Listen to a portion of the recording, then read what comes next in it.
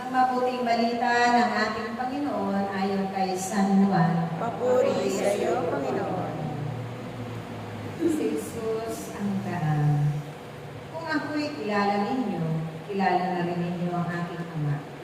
Mula ngayon ay kilala na ninyo siya at inyong nakita.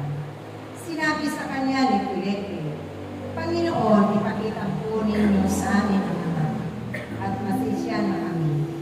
Sumagot si Jesus, matagal na ninyong akong kasama, Felipe.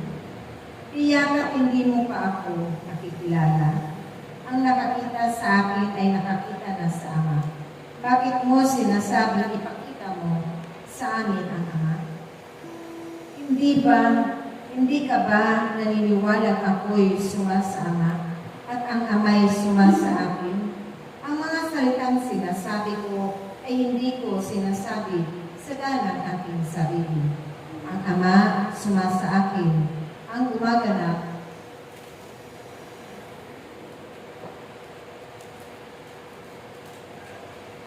ng kanyang mga gawain. Maniniwala kayo sa akin. Ako'y sumasa Ama at ang Ama'y sumasa akin. Kung ayaw ninyong maniwala sa sinasabi ko, maniwala kayo dahil sa mga gawang ito. Sinasabi ko sa inyo, ang nananalig sa akin ay makagagawa ng mga ginagawa ko at higit pa rito, sapagkat pupunta na ako sa Ama, at anumang hilingin ninyo sa Ama sa aking pangalan ay gagawin ko upang maparangalan ang Ama sa pamamagitan ng Anak. Gagawin ko ang anumang hihilingin ninyo sa pangalan ko. Mga kapatid, ito ang mabuting balita ng ating kaligtas.